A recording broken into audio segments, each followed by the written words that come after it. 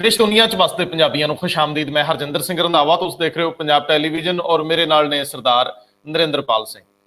कुछ अखबारी कंसोआं दा पिछा करदियां सत्ता दे गलियारिਆਂ ਦੇ अंदर बाहर झाकदियां कुछ एक इनपुट्स तुहाडे नाल सांझीਆਂ ਕਰਨ ਵਾਲੀਆਂ जिन्हां च सुखपाल सिंह खैहरा ਦੇ सियासी बनवास ਨੂੰ ਲੈ ਕੇ ਵੀ एक दिलचस्प खबर है। दूजे बन्ने प्रशांत किशोर ਵੱਲੋਂ ਵਿੱਢੀ सरगर्मी ਦੇ ਵਿੱਚ कई कांग्रेसी ਜਿਹੜੇ ਵੱਡੇ ਆਗੂ ਨੇ ਉਹਨਾਂ ਨੂੰ ਸੇਕ ਲੱਗਣ ਦੀ ਸੰਭਾਵਨਾ ਦਾ ਵੀ ਇੱਕ ਚੀਰ-ਫਾੜ ਕੀਤਾ ਹੈ। ਉਹਦੇ ਵਿੱਚ ਵੀ ਕੁਝ ਉਲਟ-ਫੇਰ ਦੀ ਸੰਭਾਵਨਾ ਦਿਸਦੀ ਆ। ਅੱਗੇ ਜਾ ਕੇ ਗੱਲ ਕਰਦੇ ਹਾਂ। ਤੀਜੇ ਨੰਬਰ ਤੇ ਸ਼੍ਰੋਮਣੀ ਅਕਾਲੀ ਦਲ ਦੇ ਦੂਜੀ ਕਤਾਰ ਦੇ ਆਗੂ ਸਰਦਾਰ ਪ੍ਰਕਾਸ਼ ਸਿੰਘ ਬਾਦਲ ਔਰ ਸੁਖਬੀਰ ਸਿੰਘ ਬਾਦਲ ਤੋਂ ਬਾਅਦ ਵਾਲੀ ਲੀਡਰਸ਼ਿਪ ਜਿਹੜੀ ਹੈ ਦੂਜੀ ਕਤਾਰ ਦੀ, ਉਹਦੇ 10 ਕੁ ਦੇ ਕਰੀਬ ਵੱਡੇ ਆਗੂ ਮੱਥਾ ਪੱਚੀ ਕਰਦੇ ਰਹੇ ਕਿ ਕਿਉਂ ਨਾ ਦਲ ਚੋਂ ਬਾਹਰ ਹੋਏ ਆਗੂਆਂ ਨੂੰ ਕਿਸੇ ਵੀ ਪੱਧਰ ਤੇ ਮਨਾਇਆ ਜਾਵੇ। ਸੁਣਿਆ ਹੈ ਕਿ ਸਰਦਾਰ ਪ੍ਰਕਾਸ਼ ਸਿੰਘ ਬਾਦਲ ਨਾਲ ਮੁੱਢਲੇ ਦੌਰ ਦੀ ਗੱਲਬਾਤ ਇਹਨਾਂ ਆਗੂਆਂ ਨੇ ਸ਼ੁਰੂ ਕਰ ਲਈ ਕਿ ਜਿਹੜੇ ਬਾਹਰ ਚਲੇ ਗਏ ਕੱਦਵਾਰ ਲੋਕ ਨੇ ਉਹਨਾਂ ਕਦਾਵਰ ਆਗੂਆਂ ਨੂੰ ਕਿਵੇਂ ਨਾ ਕਿਵੇਂ ਮਨਾਇਆ ਜਾਵੇ। ਤੇ ਇਹਦੇ ਦਰਮਿਆਨ ਹੀ ਸੁਖਦੇਵ ਸਿੰਘ ਢੀਂਡਸਾ, ਸਰਦਾਰ ਸੁਖਦੇਵ ਸਿੰਘ ਢੀਂਡਸਾ ਦਿੱਲੀ 'ਚ ਨੇ ਔਰ ਦਿੱਲੀ ਦੇ ਵਿੱਚ ਢੀਂਡਸਾ ਔਰ ਫੂਲਕਾ ਲਗਾਤਾਰ ਸਰਗਰਮ ਨੇ ਤੇ ਇਕੱਠੇ ਨੇ।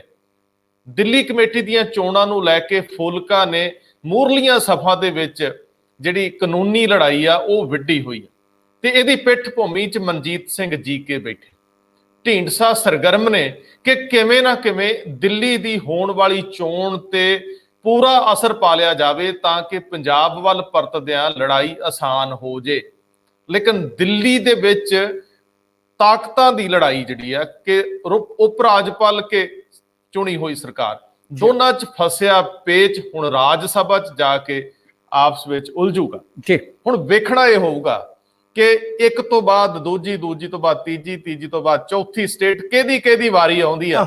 ਤੇ ਸ਼ੁਰੂਆਤ ਹੋ ਚੁੱਕੀ ਆ। ਸਭ ਤੋਂ ਪਹਿਲਾਂ ਜਿਨ੍ਹਾਂ ਨੇ ਖੁਦ ਮੁਖਤਾਰੀ ਦਾ ਵਿਰੋਧ ਕੀਤਾ ਸੀ ਜੀ, ਉਹ ਇਹਦੀ ਭੇਟ ਚੜ ਗਏ ਆ ਜੀ। 2019 ਚ ਅਸੀਂ ਗੱਲ ਕੀਤੀ ਸੀ ਜਦੋਂ 5 ਅਗਸਤ ਨੂੰ ਕਸ਼ਮੀਰ ਦੀ ਧਾਰਾ 370 ਖਤਮ ਕੀਤੀ ਉੱਥੇ ਜੀ। ਉਸ ਵੇਲੇ ਆਵਾਜ਼ ਸੁਣਿਆ ਸੀ ਔਰ ਕਿਹਾ ਜਾਂਦਾ ਸੀ, ਦਾਵਾ ਸੀ ਕਿ ਘੱਟੋ ਘੱਟ ਜਿਹੜੇ ਖੁਦ ਮੁਖਤਾਰੀ ਮੰਗਦੇ ਸੀ ਰਾਜਾਂ ਲਈ ਉਹ ਜ਼ਰੂਰ ਬੋਲਣਗੇ। ਲੇਕਿਨ ਸਭ ਤੋਂ ਪਹਿਲਾਂ ਉਹੀ ਖਾਮੋਸ਼ ਹੋ ਗਏ।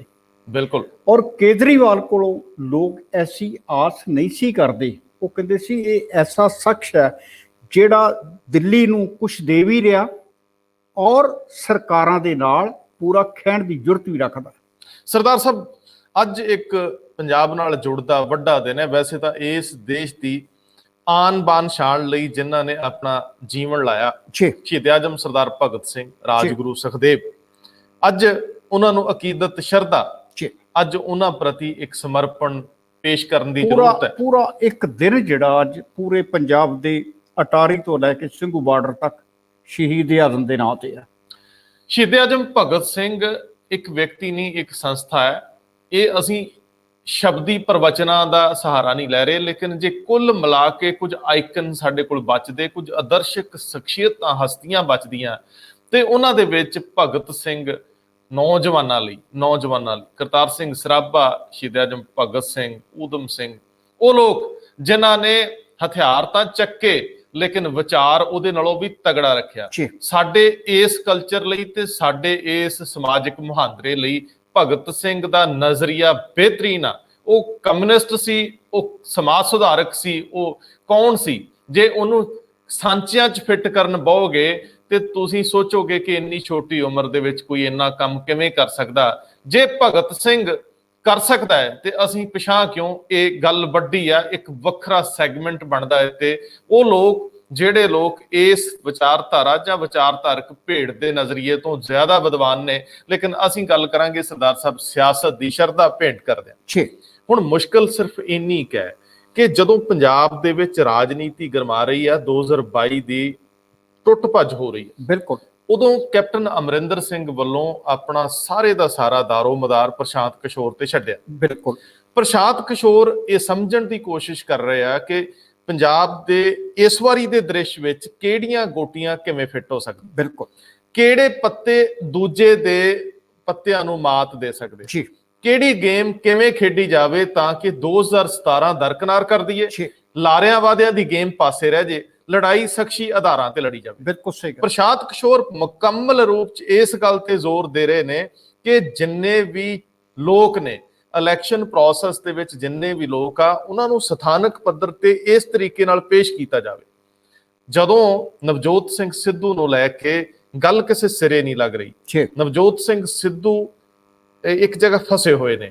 ਸਿੱਧੂ ਇਹ ਸੋਚ ਰਹੇ ਨੇ ਕਿ ਮੇਰੀ ਵਿਚਾਰਧਾਰਾ ਮਰ ਨਾ ਜਾਵੇ, ਮੇਰਾ ਕਿਰਦਾਰ ਨਾ ਮਰ ਜਾਏ, ਦੋਵੇਂ ਚੀਜ਼ਾਂ ਕਾਇਮ ਰਹਿਣ। ਮੈਂ ਸੱਤਾ 'ਚ ਵੀ ਰਵਾਂ, ਲੋਕ ਨਾਇਕ ਵੀ ਰਵਾਂ, ਮੈਂ ਕਰਾਂ ਜਾਂ ਨਾ ਕਰਾਂ, ਲੋਕ ਨਾਇਕ ਮੈਂ ਬਣਿਆ ਰਹਿਣਾ ਚਾਹੁੰਦਾ। ਉਹ ਦੁਬਿਧਾ ਨੇ ਸਿੱਧੂ ਨੂੰ ਲੈ ਕੇ ਸੱਤਾ ਦੇ ਗਲਿਆਰਿਆਂ 'ਚ ਇਹ ਚਰਚਾ ਛੇੜੀ ਹੈ ਕਿ ਸਿੱਧੂ ਨਾਲ ਲੜਾਈ ਲੜਨੀ ਅੱਗੇ ਉਨੀ ਆਸਾਨ ਨਹੀਂ, ਕਿਉਂ ਨਾ ਕੁਝ ਕੱਦ ਹੋਰ ਵੱਡੇ ਕਰ ਲਏ ਜਾਣ। ਬਿਲਕੁਲ ਸਹੀ ਗੱਲ। ਜਦੋਂ ਅਸੀਂ ਸੁਖਪਾਲ ਸਿੰਘ ਖਹਿਰਾ ਦੇ ਕਾਂਗਰਸ ਵਿੱਚ ਸ਼ਾਮਲ ਹੋਣ ਬਾਰੇ ਜਿਹੜੀਆਂ ਖਬਰੀ ਰਿਪੋਰਟਾਂ ਨੇ ਇਹਨਾਂ ਸੰਬੰਧੀ ਅੱਗੇ ਪਤਾ ਲਿਆ ਤੇ ਮੈਨੂੰ ਬੜੀ ਦਿਲਚਸਪ ਗੱਲ ਲੱਗੀ। ਕਹਿੰਦੇ ਨੇ ਕਿ ਮੁੱਖ ਮੰਤਰੀ ਨਾਲ ਜਦੋਂ ਇਹਨਾਂ ਮਾਮਲਿਆਂ 'ਚ ਗੱਲ ਹੋਈ, ਉਹਨਾਂ ਦੇ ਨੇੜਲੇ ਹਲਕੇ ਦੱਬੀ ਜ਼ਬਾਨ 'ਚ ਕਹਿੰਦੇ ਨੇ, ਝਿਜਕ ਕੇ ਦੱਸਦੇ ਨਹੀਂ, ਔਰ ਸਾਡਾ ਵੀ ਫਰਜ਼ ਬਣਦਾ ਕਿ ਅਸੀਂ ਡਿਸਕਲੋਜ਼ ਨਾ ਕਰੀਏ ਕਿ ਮੁੱਖ ਮੰਤਰੀ ਨੂੰ ਮੁਸ਼ਕਲ ਕੋਈ ਨਹੀਂ ਖਹਿਰੇ ਨਾਲ। ਸੁਖਪਾਲ ਸਿੰਘ ਖਹਿਰਾ ਨੇ ਪਿਛਲੇ ਸਮੇਂ 'ਚ ਸਿਆਸੀ ਤੌਰ ਤੇ ਜਿੰਨੇ ਧੱਕੇ ਖਾ ਲਏ, ਜਿੰਨੇ ਨੁਕਸਾਨ ਉਠਾਏ, ਸਹੀ ਗੱਲ, ਕੱਲਿਆਂ ਤੁਰ ਕੇ, ਪਾਰਟੀਆਂ 'ਚ ਤੁਰ ਕੇ, ਸੁਖਪਾਲ ਖਹਿਰਾ ਕਿਸੇ ਦੂਜੀ ਪਾਰਟੀ ਦੇ ਵਿੱਚ ਕਿਸੇ ਲਈ ਪਰੇਸ਼ਾਨੀ ਨਹੀਂ ਬਣਨਗੇ।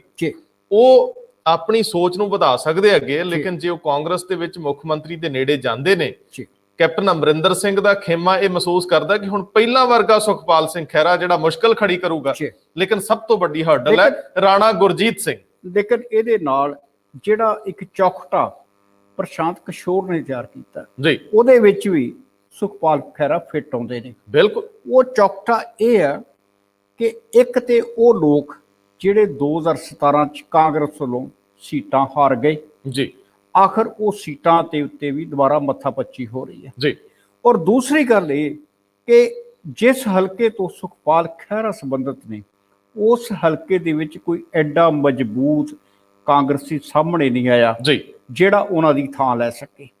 ਤੇ ਹੁਣ ਜਦੋਂ ਖਾਲੀ ਥਾਵਾਂ ਪੁਰ ਕਰਨੀਆਂ ਨੇ ਤੇ ਫਿਰ ਇਹੋ ਜਿਹੇ ਨਾਂ ਜਿਹੜੇ ਨੇ ਜਿਨ੍ਹਾਂ ਨੇ ਅਜੇ ਤੱਕ ਦੀ ਕਾਂਗਰਸ ਦਾ ਸ਼ਰਿਆਂ ਵਿਰੋਧ ਨਹੀਂ ਕੀਤਾ, ਉਹਨਾਂ ਨੂੰ ਵਿੱਚ ਸੰਭਾਲਿਆ ਜਾਵੇ। ਸਰਦਾਰ ਸਾਹਿਬ, ਤੁਹਾਨੂੰ ਯਾਦ ਹੈ ਦਿੱਲੀ ਦੇ ਵਿੱਚ ਜਦੋਂ ਕਾਂਗਰਸ ਦੀ ਗਵਰਨਮੈਂਟ ਨੇ, ਕੈਪਟਨ ਅਮਰਿੰਦਰ ਸਿੰਘ ਨੇ ਧਰਨਾ ਦਿੱਤਾ ਜੰਤਰ ਮੰਤਰ ਤੇ ਮੌਜੂਦਾ ਕੇਂਦਰ ਦੀ ਸਰਕਾਰ ਦੇ ਖਿਲਾਫ, ਬਿਲਕੁਲ, ਉਦੋਂ ਉਹਨਾਂ ਦੇ ਇੱਕ ਪਾਸੇ ਸੁਖਦੇਵ ਸਿੰਘ ਢੀਂਡਸਾ ਦੇ ਪੁੱਤਰ ਪਰਮਿੰਦਰ ਢੀਂਡਸਾ, ਦੂਜੇ ਬੰਨੇ ਸੁਖਪਾਲ ਖਹਿਰਾ ਬੈਠੇ।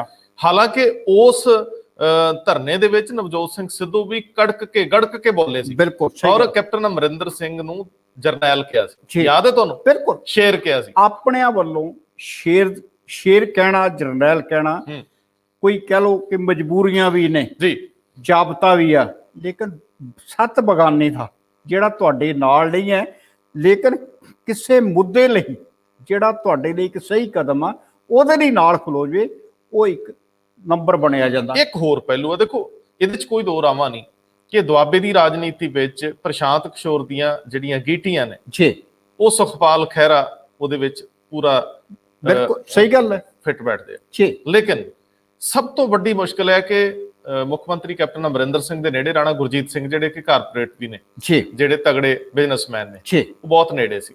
ਉਹਨਾਂ ਦੀ ਕਿਚਨ ਕੈਬਨਿਟ ਸੀ ਕੈਪਟਨ ਅਮਰਿੰਦਰ ਸਿੰਘ ਦੀ, ਉਹਦੇ ਵਿੱਚ ਵੀ ਸ਼ੁਮਾਰ ਸੀਗੇ, ਜਿਹਦੇ ਵਿੱਚ ਕੇਵਲ ਢਿੱਲੋਂ ਆਉਂਦੇ ਨੇ, ਜਿਹਦੇ ਵਿੱਚ ਫਿਰੋਜ਼ਪੁਰ ਵਾਲੇ ਆਉਂਦੇ ਨੇ, ਜਿਹੜੇ ਰਾਣਾ ਸੋਢੀ ਨੇ, ਉਹ ਲੋਕ ਉਹਨਾਂ ਦੇ ਵਿੱਚ। ਹੁਣ ਮੁਸ਼ਕਲ ਇਹ ਆ ਕਿ ਜਿਹੜੇ ਰਾਣਾ ਗੁਰਜੀਤ ਤੋਂ ਉਹਨਾਂ ਨੂੰ ਖਹਿਰੇ ਵੱਲੋਂ ਸਿਆਸੀ ਤੌਰ ਤੇ ਬਾਹਰ ਧੱਕਿਆ ਗਿਆ, ਉਹਨਾਂ ਦੀ ਵਜ਼ਾਰਤ ਤੱਕ ਜਿਹੜੀ ਆ ਉਹ ਖਹਿਰੇ ਕਰਕੇ ਗਈ। ਸਭ ਤੋਂ ਵੱਡੀ ਅਗਲੇ ਬੰਨੇ ਦੀਵਾਰ ਹੈ ਰਾਣਾ ਗੁਰਜੀਤ।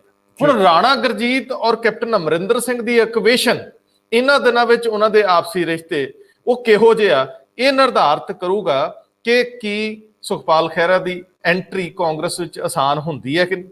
ਸੁਖਪਾਲ ਸਿੰਘ ਖਹਿਰਾ ਨਾਲ ਮੈਂ ਗੱਲ ਕਰਨ ਦੀ ਕੋਸ਼ਿਸ਼ ਕੀਤੀ ਹੈ, ਲੇਕਿਨ ਜੋ ਨਜ਼ਰ ਆ ਰਿਹਾ ਕਿ ਸੁਖਪਾਲ ਖਹਿਰਾ ਅੰਦਰ ਜਾਂਦੇ ਆ ਕਿ ਨਹੀਂ। ਉਹਨਾਂ ਨੇ ਤਾਂ ਇਹਨੂੰ ਮੀਡੀਆ ਦੀਆਂ ਬਣਾਈਆਂ ਮਨ ਘੜਤ ਖਬਰਾਂ ਕਿਹਾ, ਲੇਕਿਨ ਜਦੋਂ ਮੁੱਖ ਮੰਤਰੀ ਨੂੰ ਇਤਰਾਜ਼ ਨਹੀਂ, ਖਹਿਰਾ ਸਖਤ ਵਿਰੋਧ ਵੀ ਨਹੀਂ ਕਰ ਰਹੇ, ਇਹਦਾ ਮਤਲਬ ਹੈ ਕਿ ਜੇ ਕੋਈ ਰਸਤਾ ਬਣਦਾ ਹੈ, ਉਹਦੇ 'ਚ ਇਹ ਵੀ ਦਿਲਚਸਪੀ ਨਾਲ ਵੇਖਣਾ ਹੋਊਗਾ ਕਿ ਰਾਣੇ ਗੁਰਜੀਤ ਨੂੰ ਕੈਬਨਿਟ ਦਾ ਅਹੁਦਾ ਛੱਡਣ ਲਈ ਮਜਬੂਰ ਕਰਨ ਵਾਲੇ ਸੁਖਪਾਲ ਖਹਿਰਾ ਔਰ Congress high command, captain Amarinder Singh ਉਹਨਾਂ ਨੂੰ ਲਾਉਣਾ ਨਹੀਂ ਸੀ ਚਾਹੁੰਦੇ ਮਾਈਨਿੰਗ ਵਾਲੇ ਮਾਮਲੇ 'ਚ।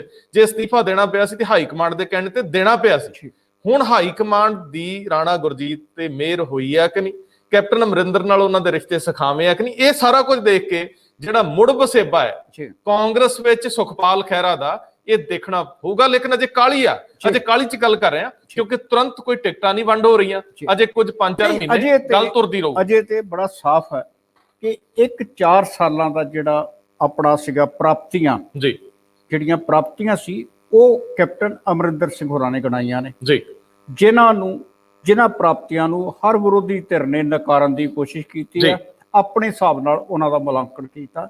ਲੇਕਿਨ ਇੱਕ ਪ੍ਰਾਪਤੀ ਜਿਹੜੀ ਆ 4 ਸਾਲ ਦੀ, ਜਿਹੜੀ ਇੱਕ ਪ੍ਰਾਪਤੀ ਆ ਉਹ ਕੱਲੇ ਵਿਧਾਇਕ ਦੇ ਸਿਰ ਤੇ ਖੜੀ ਆ ਜੀ। ਪ੍ਰਸ਼ਾਂਤ ਕਿਸ਼ੋਰ ਜਿਹੜੇ ਆ ਉਹਦਾ ਕੰਮ ਕਰਨ ਦਾ ਢੰਗ ਇਹ ਹੋਈ ਆ ਕਿ ਉਹ ਹਰ ਬੰਦੇ ਦਾ ਰਿਪੋਰਟ ਕਾਰਡ ਜਿਹੜਾ ਦੇਖਣਗੇ, ਜਦੋਂ ਰਿਪੋਰਟ ਕਾਰਡ ਵੇਖੇ ਜਾਣਗੇ ਤੇ ਫਿਰ ਆਖਰਕਾਰ ਤੇ ਜਿਹੜਾ ਹਲਕਾ ਆ ਉਹਦਾ ਰਿਪੋਰਟ ਕਾਰਡ ਤੇ ਫਿਰ ਵੇਖਣਾ ਹੀ ਪੈਂਦਾ। ਸਰਦਾਰ ਸਾਹਿਬ, ਜਦੋਂ ਸਰਵੇ ਹੁੰਦੇ ਆ, ਜਦੋਂ ਇਹ ਲੋਕ ਜਿਹੜੇ ਚੋਣ ਰਣਨੀਤੀਕਾਰ ਆ, ਜਦੋਂ ਇਹ ਧਰਾਤਲੀ ਪੱਧਰ ਤੇ ਸਰਵੇ ਕਰਾਉਂਦੇ ਆ ਤੇ ਉਹ ਬੜੇ ਤਰ੍ਹਾਂ ਦੇ ਪਹਿਲੂ ਹੁੰਦੇ ਆ।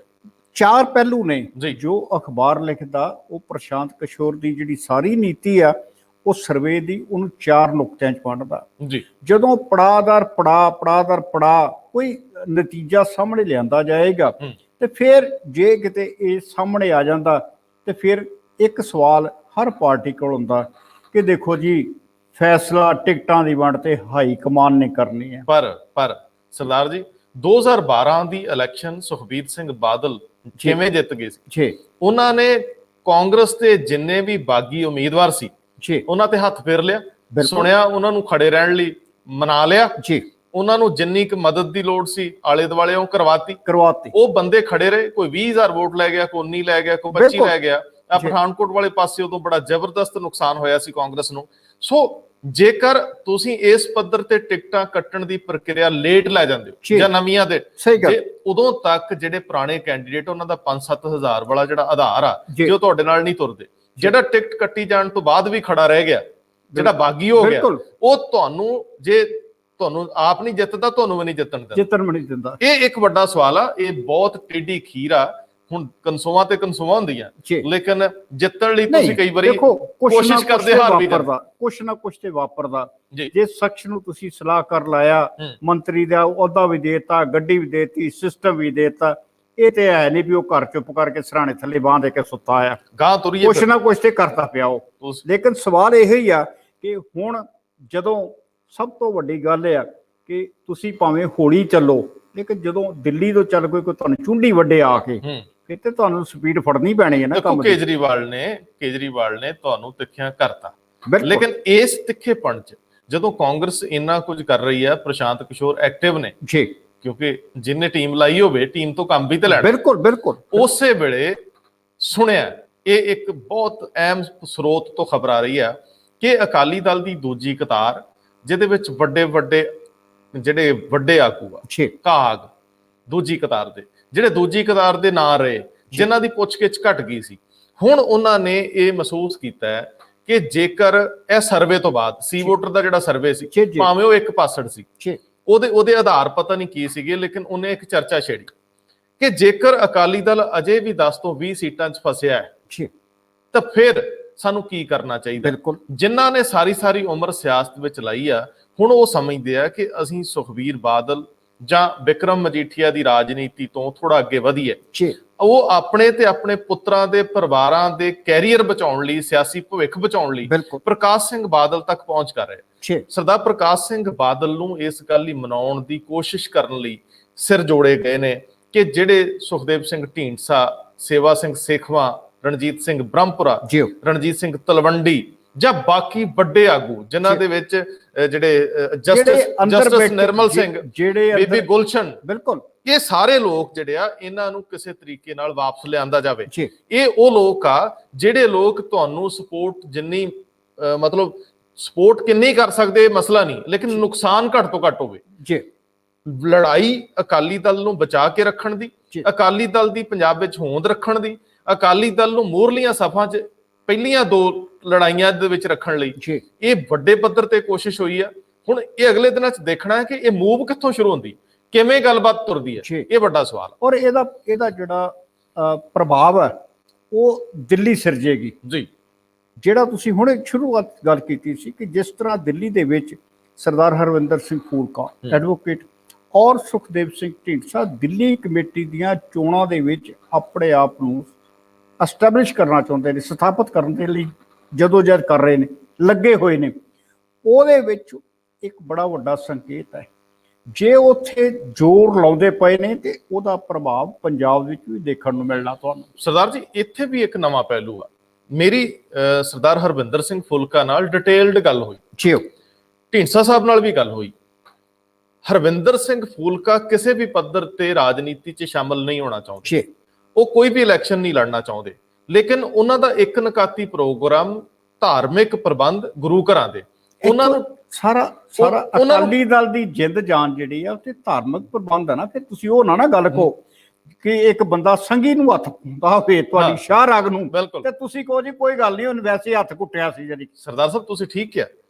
ਫੂਲਕਾ ਕਹਿੰਦੇ ਆ ਕਿ ਮੈਂ ਚਾਹੁੰਦਾ ਕਿ ਅਸੀਂ ਆਪਣੀ ਜੀਵਨ ਹਯਾਤੀ ਦੇ ਵਿੱਚ ਟਰਾਂਸਪੇਰੈਂਟ ਪ੍ਰਬੰਧ ਲਈ ਕੰਟਰੀਬਿਊਟ ਕਰੀਏ। ਬਿਲਕੁਲ, ਉਹ ਪੰਜਾਬ ਦੇ ਵਿੱਚ ਖਾਸ ਕਰਕੇ ਜਿਹੜਾ ਗੁਰਦੁਆਰਾ ਨਿਜ਼ਾਮ ਆ ਸਾਡਾ, ਗੁਰਦੁਆਰਾ ਨਿਜ਼ਾਮ, ਉਹ ਪੰਜਾਬ ਦੇ ਵਿੱਚ ਲੜਾਈ ਲੜਨਾ ਚਾਹੁੰਦੇ ਆ, ਲੇਕਿਨ ਉਸ ਤੋਂ ਪਹਿਲਾਂ ਉਹ ਬਾਦਲਕਿਆਂ ਨੂੰ ਦਿੱਲੀ ਦੇ ਵਿੱਚ ਸਿੱਧਾ ਟੱਕਰ ਗਿਆ। ਬਿਲਕੁਲ ਸਹੀ। ਜਿਹੜੀ ਆਮ ਅਕਾਲੀ ਦਲ ਪਾਰਟੀ ਆ, ਜਿਹਦੇ ਗੁਰਿੰਦਰ ਸਿੰਘ ਸੈਣੀ ਪ੍ਰਧਾਨ ਨੇ, ਉਹਦੇ ਵੱਲੋਂ ਜਿਹੜਾ ਕੇਸ ਪਾਇਆ ਗਿਆ ਸੀ 2017 ਔਨਵਰਡ, ਹੁਣ ਉਹ ਹਾਈ ਕੋਰਟ 'ਚ ਹੈ, ਜਿਹਦੇ ਫੈਸਲੇ ਤੋਂ ਪਹਿਲਾਂ, ਜਿਹਦੀਆਂ ਤਰੀਕਾਂ ਤੋਂ ਪਹਿਲਾਂ ਦਿੱਲੀ ਦੀ ਆਮ ਆਦਮੀ ਪਾਰਟੀ ਨੇ ਇਹ ਫੈਸਲਾ ਕਰਤਾ ਸੀ ਕਿ ਕੋਈ ਵੀ ਸੰਸਥਾ, ਕੋਈ ਵੀ ਪੋਲੀਟੀਕਲ ਪਾਰਟੀ ਜਿਹੜੀ ਧਾਰਮਿਕ ਤੌਰ ਤੇ ਆਪਣੇ ਆਪ ਨੂੰ ਰਜਿਸਟਰਡ ਕਰਾਏਗੀ, ਉਹੀ ਦਿੱਲੀ ਕਮੇਟੀ ਦੀਆਂ ਚੋਣਾਂ ਬਤੌਰ ਪਾਰਟੀ ਲੜੂਗੀ। ਔਰ ਦੂਸਰੀ ਗੱਲ ਇਹ ਆ ਕਿ ਜਿਸ ਤਰ੍ਹਾਂ ਸ਼੍ਰੋਮਣੀ ਕਮੇਟੀ ਦਾ 100 ਸਾਲਾ ਮਨਾ ਲਿਆ ਜੀ, ਤੇ ਯਾਦ ਕਰਵਾਈਏ ਕਿ ਦਿੱਲੀ ਕਮੇਟੀ ਦਾ 50ਵਾਂ ਸਾਲ ਆ 2021। ਅੱਛਾ, ਇਹਦਾ ਜਿਹੜਾ ਦਿੱਲੀ ਸਿੱਖ ਗੁਰਦੁਆਰਾ ਮੈਨੇਜਮੈਂਟ ਐਕਟ ਆ ਉਹ 1971 ਦਾ ਆ। ਓਕੇ, ਸੋ ਇਹ ਅੰਕੜੇ ਜਿਹੜੇ ਨੇ ਨਾ ਕਿਤੇ ਇਹ ਜਿਹੜੀਆਂ ਸ਼ਤਾਬਦੀਆਂ ਅਰਧ ਸ਼ਤਾਬਦੀਆਂ ਆਪਸ ਵਿੱਚ ਹੀ ਮੇਲ ਖਾਣ ਦੀਆਂ ਨੇ। ਮੈਂ ਫਿਰ ਉੱਥੇ ਆਵਾਂ ਕਿ ਫੂਲਕਾ ਇਸ ਲੜਾਈ ਨੂੰ ਸਿਰੇ ਤੱਕ ਲੈ ਕੇ ਜਾਣਾ ਚਾਹੁੰਦੇ। ਬਿਲਕੁਲ, ਇਹਦੇ ਵਿੱਚ ਉਹ ਢੀਂਡਸਾ ਨੂੰ ਆਪਣੇ ਨਾਲ ਮੰਨਦੇ। ਸੁਖਦੇਵ ਸਿੰਘ ਢੀਂਡਸਾ ਨੇ ਨਾ ਦਿੱਲੀ 'ਚ ਕਮੇਟੀ ਦੀ ਇਲੈਕਸ਼ਨ ਲੜਨੀ ਹੈ, ਨਾ ਪੰਜਾਬ ਦੇ ਵਿੱਚ ਲੜਨੀ। ਬਿਲਕੁਲ ਸਹੀ ਗੱਲ। ਉਹ ਕੋਈ ਵੀ ਇਲੈਕਸ਼ਨ ਨਹੀਂ ਲੜ ਰਹੇ, ਲੇਕਿਨ ਉਹਨਾਂ ਦਾ ਵੀ ਏਜੰਡਾ ਇਹੀ ਹੈ ਕਿ ਬਾਦਲਕਿਆਂ ਨੂੰ ਕਿਵੇਂ ਬਾਹਰ ਕੀਤਾ ਜਾਵੇ। ਘੱਟੋ ਘੱਟ ਬਾਦਲ ਅਕਾਲੀ ਦਲ ਦੇ ਵੱਡੇ ਆਗੂ ਸਮਝਦੇ ਕਿ ਢੀਂਡਸਾ ਨੂੰ ਵਾਪਸ ਲੈ ਲਿਆ ਜਾਵੇ, ਫੂਲਕਾ ਵਰਗੇ ਲੋਕ ਮਨਾ ਲਏ ਜਾਣ, ਲੇਕਿਨ ਇਸ ਵੇਲੇ ਲੜਾਈ ਗਹਿ ਗੱਚ ਹੋ ਗਈ। ਬਾਦਲਕਿਆਂ ਲਈ ਇਹ ਵੀ ਇੱਕ ਸੰਕਟ ਹੈ ਕਿ ਜੇ ਉਹ ਵਾਪਸ ਮੁੜਦੇ ਆ, ਜੇ ਇਹਨਾਂ ਨੂੰ ਲੈਂਦੇ ਆ, ਫਿਰ ਵੀ ਮੁਸ਼ਕਲ ਆ। ਜੇ ਉਹ ਆਪਣੇ ਪ੍ਰਧਾਨ ਨੂੰ ਪਾਸੇ ਕਰਕੇ ਨਵੀਂ, ਜੇ ਬਾਦਲ ਸਾਹਿਬ ਆਪ ਵੀ ਪ੍ਰਧਾਨਗੀ ਫੜ ਲੈਂਦੇ ਆ, ਫਿਰ ਵੀ ਮੁਸ਼ਕਲ ਆ। ਸੋ ਸਾਰੇ ਬੰਨੇ ਇੱਕ ਸੰਕਟ ਹੈ, ਲੇਕਿਨ ਇਹ ਸੱਚ ਹੈ ਕਿ ਜੋ ਵਾਪਰ ਰਿਹਾ, ਜੋ ਨਜ਼ਰ ਆ ਰਿਹਾ, ਉਹਦੇ ਵਿੱਚ ਸਰਗਰਮੀ ਅੱਗੇ ਨਾਲੋਂ ਬਹੁਤ ਤੀਬਰ ਹੋਊਗੀ। ਸੰਕਟ ਤੇ ਬਰਕਰਾਰ ਆ ਔਰ ਬਰਕਰਾਰ ਹੀ ਰਹੇਗਾ ਜੀ। ਜਦੋਂ ਸੁਖਦੇਵ ਸਿੰਘ ਢੀਂਡਸਾ ਕਹਿ ਰਹੇ ਨੇ ਕਿ ਮੈਂ ਦਿੱਲੀ ਕਮੇਟੀ ਦਾ ਪ੍ਰਧਾਨ ਨਹੀਂ ਬਣਨਾ, ਮੈਂ ਸ਼੍ਰੋਮਣੀ ਕਮੇਟੀ ਪ੍ਰਧਾਨ ਨਹੀਂ ਬਣਨਾ, ਮੈਂ ਪੰਜਾਬ ਦਾ ਮੁੱਖ ਮੰਤਰੀ ਨਹੀਂ ਬਣਨਾ, ਦਿੱਲੀ ਦਾ ਨਹੀਂ ਬਣਨਾ, ਤੇ ਘੱਟੋ ਘੱਟ ਜਿਹੜੇ ਲੈ ਕੇ ਆਉਣਗੇ, ਜਿਹੜੇ ਸਿਖਰ ਤੇ ਬੈਠੇ ਨੇ, ਘੱਟੋ ਘੱਟ ਉਹ ਵੀ ਤੇ ਵਾਅਦਾ ਕਰਨ ਕਿ ਅਸੀਂ ਵੀ ਨਹੀਂ ਕਰਨਾ। ਜਿਹੜੀ ਸਾਡੀ ਜੇ ਇਹ ਬਚਾਉਣੀ ਆ, ਵਾਕਈ ਸੱਤਾ ਵੀ ਬਚਾਉਣੀ ਆ ਔਰ ਆਪਣੇ ਆਉਣ ਵਾਲੇ ਬੱਚਿਆਂ ਦਾ ਭਵਿੱਖ ਵੀ ਬਚਾਉਣਾ, ਤੇ ਫਿਰ ਸੱਤਾ ਜਿਹੜੀ ਇਹਨਾਂ ਕੋਲ ਆ ਜਾਵੇ, ਅਸੀਂ ਸਰਪ੍ਰਸਤ ਵਜੋਂ ਬਾਹਰ ਬੈਠੀਏ। ਫੂਲਕਾ ਸਾਹਿਬ, ਭਾਈ ਰਣਜੀਤ ਸਿੰਘ ਔਰ ਖਾਸ ਤੌਰ ਤੇ ਸਰਦਾਰ ਰਵਿੰਦਰ ਸਿੰਘ, ਤੇ ਇਹ ਜਿੰਨੀਆਂ ਵੀ ਧਿਰਾਂ ਨੇ ਜਿਨ੍ਹਾਂ ਦੇ ਵਿੱਚ ਕੁਝ ਜਿਹੜੇ ਸੰਪਰਦਾਵਾਂ ਦੇ ਪ੍ਰਮੁੱਖ ਆ, ਉਹਨਾਂ ਨਾਲ ਗੱਲਬਾਤ ਪੰਜਾਬ 'ਚ ਵੀ ਚਲਾ ਰਹੇ। ਬਿਲਕੁਲ, ਲੇਕਿਨ ਦਿੱਲੀ ਦੀ ਸਰਗਰਮੀ ਤੇਜ਼ੀ ਨਾਲ ਅੱਗੇ ਵਧੂਗੀ। ਇਸ ਵੇਲੇ ਭਾਈ ਰਣਜੀਤ ਸਿੰਘ ਜਿਹੜੇ ਨੇ ਉਹ ਦਿੱਲੀ ਦੇ ਵਿੱਚ ਪੂਰੀ ਤਰ੍ਹਾਂ ਸਰਗਰਮ ਨੇ। ਹੁਣ ਵੱਡਾ ਸਵਾਲ ਇਹ ਆ ਕਿ ਜਦੋਂ ਦਿੱਲੀ 'ਚ ਸਰਗਰਮੀ ਆ ਤੇ ਦਿੱਲੀ ਨੂੰ ਲੈ ਕੇ ਜਿਹੜਾ ਕੇਂਦਰ ਦਾ ਫੈਸਲਾ ਹੈ, ਇਹਨੇ ਬਹੁਤ ਸਾਰੇ ਰਾਜਨੀਤਿਕ ਵਿਸ਼ਲੇਸ਼ਕਾਂ ਦੇ ਕੰਨ ਖੜੇ ਕਰਦੇ ਆ ਕਿ ਕੀ ਕੇਂਦਰ ਹੁਣ ਇਸ ਰਾਜ ਤੋਂ ਬਾਅਦ ਅਗਲਾ ਕਿਹੜਾ ਟਾਰਗੇਟ ਰੱਖੂਗਾ। ਮੋਦੀ ਸਰਕਾਰ, ਮੋਦੀ ਸਾਹਿਬ ਔਰ ਮੋਦੀ ਦੀ ਸਰਕਾਰ, ਉਹ ਆਪਣੇ ਆਪ ਨੂੰ ਇੰਨਾ ਤਗੜਾ ਕਰਨ ਲਈ ਹਰ ਹੀਲਾ ਵਰਤ ਰਹੇ ਆ। ਉਹ ਕੋਈ ਵੀ ਜਿੱਥੋਂ ਵਿਰੋਧ ਖੜਾ ਹੁੰਦਾ ਜਾਂ ਕੋਈ ਵੀ ਸੰਵਿਧਾਨਕ ਤੌਰ ਤੇ ਜਿੱਥੇ ਲੋੜ ਆ ਵੀ ਇਹਦੀ 'ਚ ਅਮੈਂਡ ਕਰ ਲੋ, ਸਿੱਧੇ ਹੋ ਕੇ ਲੱਗੇ। ਜੰਮੂ ਕਸ਼ਮੀਰ ਤੋਂ ਬਾਅਦ ਜਿਹੜਾ ਕਿਸਾਨੀ ਅੰਦੋਲਨ ਹੈ, ਤੇ ਕਿਸਾਨੀ ਅੰਦੋਲਨ ਤੋਂ ਬਾਅਦ ਹੁਣ ਦਿੱਲੀ ਦੇ ਵਿੱਚ ਕੇਜਰੀਵਾਲ ਸਰਕਾਰ ਦੀਆਂ ਤਾਕਤਾਂ ਨੂੰ ਹੱਥ ਪਾਉਣਾ, ਇਹ ਹੁਣ ਵੇਖਣ ਵਾਲੀ ਗੱਲ ਆ ਕਿ ਤੁਸੀਂ ਕਿੰਨੀ ਦੇਰ ਚੁੱਪ ਕਰਕੇ ਸਭ ਹਣਾਉਂਦੇ ਰਹੋਗੇ? ਬਿਲਕੁਲ ਸਹੀ ਤੁਸੀਂ ਵਿਰੋਧ ਕਿੱਥੋਂ ਤੱਕ ਕਰੋਗੇ? ਕਿ ਲੋਕਤੰਤਰ ਦੇ ਵਿੱਚ ਸੱਤਾ ਦੇ ਵਿਕੇਂਦਰੀਕਰਨ ਦੀ ਗੱਲ, ਸੱਤਾ ਦੀ ਵੰਡ ਵੱਖ-ਵੱਖ ਪੱਧਰਾਂ ਤੇ ਜਿਹੜੀ ਹੋਈ ਆ, ਜੇਕਰ ਤੁਸੀਂ ਉਹਦਾ ਕੇਂਦਰੀਕਰਨ ਕਰੋਗੇ, ਇੱਕ ਜਗ੍ਹਾ ਇਕੱਠਿਆ ਕਰੋਗੇ, ਜਿਹੜਾ ਬੈਲੈਂਸ ਆ, ਜਿਹੜਾ ਚੈੱਕ ਐਂਡ ਬੈਲੈਂਸ ਆ, ਜਿਹੜਾ ਸੰਤੁਲਨ ਵਿਗੜਦਾ ਹੈ, ਉਹਦੀ ਭਰਪਾਈ ਕਿਵੇਂ ਹੋਊਗੀ? ਉਹਦੇ ਚ ਉਹਨੂੰ ਦੱਸਿਆ ਜੀ ਕਿ ਜਿਹੜੀ ਧਾਰਾ 21 ਦੇ ਵਿੱਚ ਸੋਧ ਕੀਤੀ ਗਈ ਆ, ਉਹਦਾ ਮਤਲਬ ਇਹ ਆ ਕਿ ਦਿੱਲੀ ਵਿਧਾਨ ਸਭਾ ਵੱਲੋਂ ਪਾਸ ਕੀਤੇ ਕਿਸੇ ਵੀ ਕਾਨੂੰਨ ਵਿੱਚ ਜਿਹੜਾ ਸ਼ਬਦ ਸਰਕਾਰ ਹੈ, ਉਹਦਾ ਮਤਲਬ ਦਿੱਲੀ ਦਾ ਲੈਫਟੀਨੈਂਟ ਗਵਰਨਰ ਹੋਵੇਗਾ। ਓਕੇ, ਉਪ ਰਾਜਪਾਲ ਦੂਜੇ ਸ਼ਬਦਾਂ 'ਚ। ਅਗਰ ਕੋਈ ਵਿਧਾਨ ਸਭਾ ਦੇ ਵਿੱਚ ਮਤਾ ਪਾਸ ਹੁੰਦਾ ਹੈ, ਜਦ ਤੱਕ ਲੈਫਟੀਨੈਂਟ ਗਵਰਨਰ ਉਹਨੂੰ ਸਹੀ ਨਹੀਂ ਦਿੰਦੇ, ਉਦੋਂ ਤੱਕ ਉਹਦਾ ਕੋਈ ਮੁੱਲ ਨਹੀਂ ਰਹਿ ਜਾਂਦਾ ਜੀ। ਸਾਫ਼ ਹੈ ਕਿ ਤੁਸੀਂ ਉੱਥੋਂ ਦੇ ਨੁਮਾਇੰਦੇ ਚੁਣ ਲਏ, ਸਰਕਾਰ ਨੇ ਇਲੈਕਸ਼ਨ ਕਮਿਸ਼ਨ ਰਾਹੀਂ ਚੋਣਾਂ ਕਰਵਾ ਲਈਆਂ, ਤੇ ਜਦੋਂ ਤੁਸੀਂ ਕਰੋੜਾਂ ਰੁਪਏ ਲੋਕ ਨੁਮਾਇੰਦਿਆਂ ਦੀ ਚੋਣ ਦੇ ਉੱਤੇ ਖਰਚ ਦਿੱਤੇ ਜੀ, ਤੇ ਫਿਰ ਉਹ ਚੋਣ ਨੁਮਾਇੰਦੇ ਜਿਹੜੇ ਨੇ ਉਹ ਜ਼ੀਰੋ ਦਾ ਜ਼ੀਰੋ ਹੀ ਰਹਿ ਗਏ। ਮਿਊਨਿਸਪੈਲਿਟੀ ਵਰਗਾ ਰਹਿ ਗਿਆ। ਮਿਊਨਿਸਪੈਲਿਟੀ ਵਾਲੇ ਵੀ ਕਾਦੇ ਰਹਿ ਗਏ ਜੀ? ਫਿਰ ਜਦੋਂ ਕੰਮ ਹੀ ਨਹੀਂ ਕਰਨਾ ਕਿਸੇ ਨੇ ਉੱਪਰੋਂ। ਆ ਤੁਹਾਡੇ ਪੰਜਾਬ 'ਚ ਦੇਖ ਲਓ, 2 ਵਾਰੀ ਕਿਸਾਨੀ ਦੇ ਹੱਕ ਦੇ ਵਿੱਚ ਤੁਸੀਂ ਮਤੇ ਪਾਸ ਕਰਾਏ, ਕਿੱਥੇ ਗਏ? ਪਹਿਲਾ ਮਤਾ ਕਹਿੰਦੇ ਜੀ ਉਸ ਰਾਸ਼ਟਰਪਤੀ ਤੱਕ ਨਹੀਂ ਪੁੱਜਿਆ, ਤੇ ਦੂਜੇ ਦੀ ਅਜੇ ਤੱਕ ਕੰਸੋਈ ਨਹੀਂ ਆ। ਜਦੋਂ ਇਹ ਸਾਰਾ ਕੁਝ ਇਹ ਆ ਕਿ ਇੱਕੋ ਸ਼ਖਸ ਦੇ ਹੱਥ ਵਿੱਚ ਤਾਕਤ ਰਹਿ ਗਈ, ਤੇ ਫਿਰ ਬਾਕੀ ਲੋਕ ਨੁਮਾਇੰਦਿਆਂ ਦਾ ਕੀ ਅਰਥ ਆ? ਤੇ ਜਾਂ ਐਸੀ ਜਿਹੜੀ ਵਿਵਸਥਾ ਆ, ਜੈਸਾ ਜਿਹੜਾ ਪ੍ਰਬੰਧ ਆ, ਉਹਨੂੰ ਲੋਕਤੰਤਰ ਵੀ ਕਹਿਣਾ ਕਿੱਥੋਂ ਤੱਕ ਜਾਇਜ਼ ਰਹੇਗਾ? ਜਿਹੜੀ ਅਪਰੋਚ ਹੈ ਉਹ ਤਾਂ ਇਹੀ ਹੈ ਕਿ ਇੱਕ ਵਿਅਕਤੀ ਵਿਸ਼ੇਸ਼ ਜਾਂ ਇੱਕ ਪਾਰਟੀ ਵਿਸ਼ੇਸ਼ ਨੂੰ ਇੰਨਾ ਤਗੜਾ ਕਰਦੇ ਹੋ ਜੀ। ਇਸ ਤਰ੍ਹਾਂ ਦੇ ਪ੍ਰਾਵਧਾਨ ਜਦੋਂ ਪਾਰਟੀਆਂ ਲਿਆਉਂਦੀਆਂ, ਜਦੋਂ ਫਿਰ ਦੂਸਰਾ ਆਏਗਾ ਉਹ ਫਿਰ ਆਪਣਾ ਬਣਾ ਲੇ। ਇਸ ਤਰ੍ਹਾਂ ਦੀਆਂ ਪਾਰਟੀਆਂ ਜੀ ਸ਼ਾਇਦ ਇਸ ਤਰ੍ਹਾਂ ਦੀ ਸੋਚ ਦੀਆਂ ਧਾਰਨੀ ਹੋਣਗੀਆਂ ਕਿ ਉਹਨਾਂ ਨੇ ਕਦੇ ਸੱਤਾ ਚੋਂ ਬਾਹਰ ਹੀ ਨਹੀਂ ਹੋਣਾ। ਹਾਂ, ਇਹੋ ਹੀ ਗੱਲ ਹੈ। ਮਤਲਬ ਤੁਸੀਂ ਸਦਾ ਸੱਤਾ ਦੇ ਸਿਖਰ ਤੇ ਰਹਿਣਾ, ਇਸ ਪ੍ਰਵਿਰਤੀ ਨਾਲ ਇਸ ਤਰ੍ਹਾਂ ਦੇ ਕਾਨੂੰਨ ਆਉਂਦੇ। ਜੀ ਜੀ। ਅਦਰਵਾਈਜ਼ ਇੱਥੇ ਕਿੰਨੇ ਆਏ ਕਿੰਨੇ ਚਲੇ। ਬਿਲਕੁਲ। ਕੀ ਕੱਲ ਨੂੰ ਤੁਹਾਡੀ ਸੱਤਾ ਕਿਸੇ ਹੋਰ ਦੇ ਹੱਥ 'ਚ ਹੋਊਗੀ? ਜੇਕਰ ਤੁਸੀਂ ਸੰਵਿਧਾਨਕ ਸੰਸਥਾਵਾਂ ਨੂੰ ਮਜ਼ਾਕ ਵਾਂਗ ਲਓਗੇ ਤੇ ਕੱਲ ਨੂੰ ਤੁਸੀਂ ਨਾਇਕ ਵਜੋਂ ਰੁਖਸਤ ਹੋਣਾ ਤੁਸੀਂ ਡਿਜ਼ਰਵ ਨਹੀਂ ਕਰੋਗੇ। ਮੁਸ਼ਕਲ ਹੈ। ਆ ਹੋਲੀਆਂ ਦੇ ਦਿਨ ਜਾ ਰਹੇ ਨੇ, ਹੁਣ ਜਦੋਂ ਹੋਲੀ ਆਉਣੀ ਆ, ਉਦੋਂ ਕਿਹਦਾ ਪੁਤਲਾ ਫੂਕਿਆ ਜਾਣਾ, ਕਿਹਦੀ ਅਰਥੀ ਕੀਤੀ ਜਾਣੀ?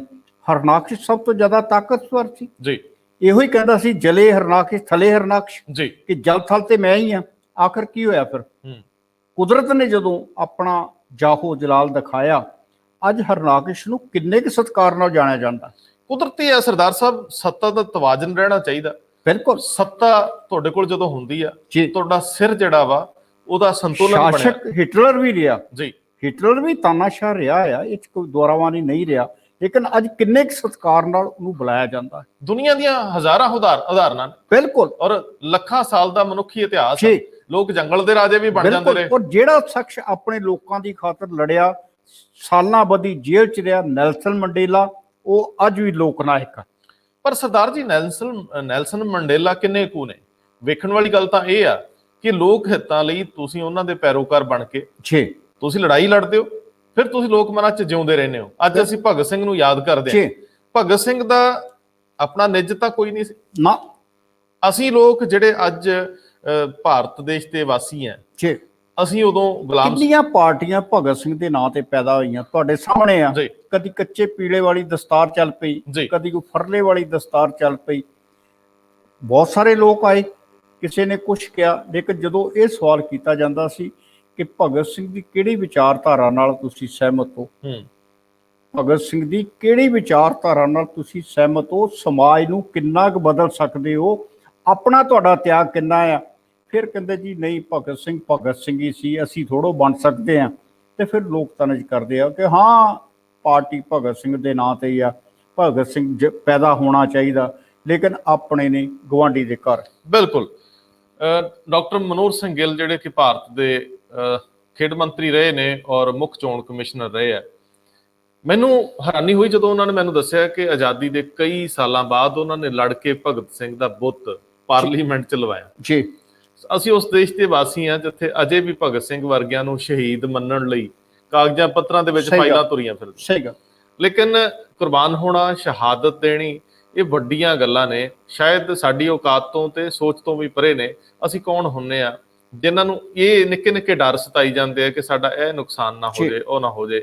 ਉਹਨਾਂ ਨੇ ਆਪਣੇ ਜੀਵਨ ਸੈਕਰੀਫਾਈਸ ਕੀਤੇ ਤੇ ਅੱਜ ਉਸ ਨੀਂਹ ਦੇ ਉੱਤੇ ਉਸਰੇ ਮਕਾਨ ਬੇਸ਼ੱਕ ਵੱਡੇ ਹੋ ਗਏ, ਲੇਕਿਨ ਕਿਤੇ ਕਿਤੇ ਜਦੋਂ ਅੱਜ ਵੀ ਉਹ ਮਾਨਤਾਵਾਂ, ਉਹ ਜਿਹੜੀਆਂ ਬਣੀਆਂ ਰਵਾਇਤਾਂ ਚਰਮਰਾਉਂਦੀਆਂ ਨੇ, ਲੇਕਿਨ ਉਹ ਇਮਾਰਤਾਂ ਅੰਦਰੋਂ ਖੋਖਲੀਆਂ ਹੋ ਗਈਆਂ। ਔਰ ਦੂਸਰੀ ਗੱਲ ਤੁਹਾਡੇ ਸਾਹਮਣੇ ਆ ਕਿ ਆ ਜਿਹੜਾ ਜੋ ਕੁਝ ਵੀ ਹੁਣ ਹੋ ਰਿਹਾ, ਆਖਰਕਾਰ ਕਿਸਾਨੀ ਲਹਿਰ ਦੀ ਗੱਲ ਕਰਦੇ ਅਸੀਂ ਮੌਜੂਦਾ ਦੇ ਵਿੱਚ ਜੀ। ਅਸੀਂ ਦਾਅਵਾ ਕਰਦੇ ਕਿ 1909 ਦੇ ਵਿੱਚ ਵੀ ਕਿਸਾਨੀ ਲਹਿਰ ਚੱਲੀ ਸੀ ਜੀ। ਪਗੜੀ ਸੰਭਾਲ ਲਹਿਰ ਜਿਹੜੀ ਆ, ਪਗੜੀ ਸੰਭਾਲ ਜੱਟਾ ਲਹਿਰ ਜਿਹੜੀ ਆ, ਇਹਨਾਂ ਦੇ ਚਾਚਾ ਜੀ ਨੇ ਚਲਾਈ, ਸਰਦਾਰ ਅਜੀਤ ਸਿੰਘ ਹੋਰਾਂ ਨੇ। ਉਹ ਉਦੋਂ ਤੁਹਾਡੀ ਇੱਕ ਹੋਂਦ ਦੀ ਲੜਾਈ ਸੀ ਜੀ, ਤੁਹਾਡੀ ਹੋਂਦ ਦੀ ਕਿ ਤੁਸੀਂ ਜੇ ਕਿਰਤੀ ਨਾ ਬਚੇ ਜੀ, ਕਿਸਾਨ ਹੀ ਨਾ ਬਚਿਆ ਤੇ ਫਿਰ ਤੁਹਾਡਾ ਕਾਹਦਾ ਆ, ਬਿਲਕੁਲ ਕੀ ਰਹਿ ਗਿਆ ਤੁਹਾਡੇ ਕੋਲ? ਸਾਰਾ ਕੁਝ ਖੋਇਆ ਜਾ ਰਿਹਾ। ਉਦੋਂ ਵੀ ਤੁਸੀਂ ਕਾਰਪੋਰੇਟ ਹਾਊਸਾਂ ਦੇ ਖਿਲਾਫ ਬਗਾਵਤ ਕੀਤੀ ਸੀ। ਬਿਲਕੁਲ। ਤੁਸੀਂ ਉਦੋਂ ਈਸਟ ਇੰਡੀਆ ਨੂੰ ਕੰਪਨੀ ਨੂੰ ਕੀ ਕਿਹਾ ਸੀ? ਇਹ ਕਾਰਪੋਰੇਟ ਅਦਾਰਾ ਆ, ਸਾਨੂੰ ਲੁੱਟ ਕੇ ਖਾ ਰਿਹਾ।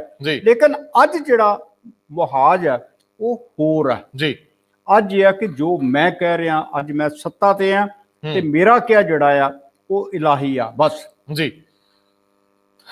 ਕਈ ਵਾਰੀ ਤੁਸੀਂ ਸਪੀਚਲੈਸ ਹੋ ਜਾਂਦੇ ਹੋ ਜਦੋਂ ਭਗਤ ਸਿੰਘ ਨੂੰ ਅਕੀਦਤ ਸ਼ਰਧਾ ਭੇਂਟ ਕਰਨੀ ਹੋਊਗੀ, ਤੁਹਾਨੂੰ ਢੁਕਵੇਂ ਸ਼ਬਦ ਨਹੀਂ ਮਿਲਦੇ। ਔਰ ਇਹ ਸੱਚੀਓ ਵਿਖਾਵਾ ਨਹੀਂ ਹੈ, ਕਈ ਵਾਰੀ ਕੋਸ਼ਿਸ਼ ਕਰੀਦੀ ਹੈ, ਪਰ ਸ਼ਹਾਦਤ ਨੂੰ ਆਂਕਣਾ ਔਖਾ ਹੁੰਦਾ ਹੈ। ਗੁਰੂਆਂ ਤੋਂ ਚੱਲੀ ਆਉਂਦੀ ਇਸ ਪਰੰਪਰਾ ਨੂੰ ਜੇਕਰ ਇੱਕ ਨਜ਼ਰ ਭਰ ਕੇ ਦੇਖਣਾ ਵੀ ਹੋਵੇ ਨਾ, ਤੇ ਅਸੀਂ ਬਹੁਤ ਬਾਉਣੇ ਆ। ਲੇਕਿਨ ਖੈਰ ਇਹ ਪਰੰਪਰਾ ਤੁਰਦੀ ਪਈ ਹੈ ਕਿ ਹਰ ਕੋਈ ਜਾਪ ਕਰ ਰਿਹਾ ਉਹਨਾਂ ਮਹਾਨ ਸ਼ਖਸੀਅਤਾਂ ਦਾ। ਸੋ ਸਾਡਾ ਵੀ ਕਰਨਾ ਬਣਦਾ ਹੈ। ਦਿਨ ਪਵਿੱਤਰ ਨਹੀਂ ਹੁੰਦੇ, ਉਹਨਾਂ ਦਿਨਾਂ ਦੇ ਵਿੱਚ ਵਾਪਰੀਆਂ ਘਟਨਾਵਾਂ ਦੇ ਆਪਣੇ ਅਰਥ ਹੁੰਦੇ ਆ। ਸੋ ਇਹ ਸ਼ਹਾਦਤਾਂ ਇਹ ਵੱਸਦੀਆਂ ਰਹਿਣ ਇਵੇਂ ਹੀ, ਕਿ ਅੱਗੇ ਵੀ ਇਹਨਾਂ ਦਾ ਬੂਰ, ਇਹਨਾਂ ਦਾ ਜਿਹੜਾ ਇਹਨਾਂ ਦਾ ਜਲੌ ਬਣਿਆ ਰਵੇ, ਤੇ ਲੋੜ ਪੈਣ ਤੇ ਆਪਣੀ ਕਮਿਊਨਿਟੀ ਲਈ ਹੋਰ ਵੀ ਲੋਕ ਸੈਕਰੀਫਾਈਸ ਕਰਨ ਲਈ ਅੱਗੇ ਆਉਣ। ਹਾਲਾਂਕਿ ਇਹਨਾਂ ਦਿਨਾਂ ਦੇ ਵਿੱਚ ਸਾਡੇ ਨਿੱਜ ਭਾਰੂ ਨੇ। ਬਹੁਤ ਮਿਹਰਬਾਨੀ, ਬਹੁਤ ਧੰਨਵਾਦ।